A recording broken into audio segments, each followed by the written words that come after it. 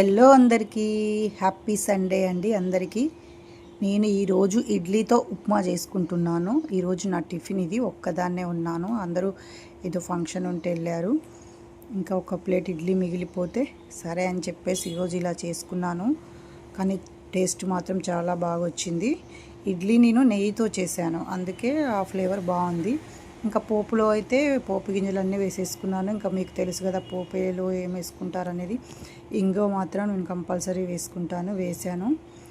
పోపు అలా వేగిపోయింది. పోపు ఎప్పుడైనా మంచిగా వేగాలి. ఆ తర్వాత ఇంకా అలా వేసేసాను ఉల్లిగడ్డ పచ్చిమిర్చి వేసుకొని అవి కూడా మంచిగా వేగిపోవాలి. కొంచెం ఉప్పు వేసాను, కొంచెమే వేసాను ఉల్లిగడ్డకు సరిపడా.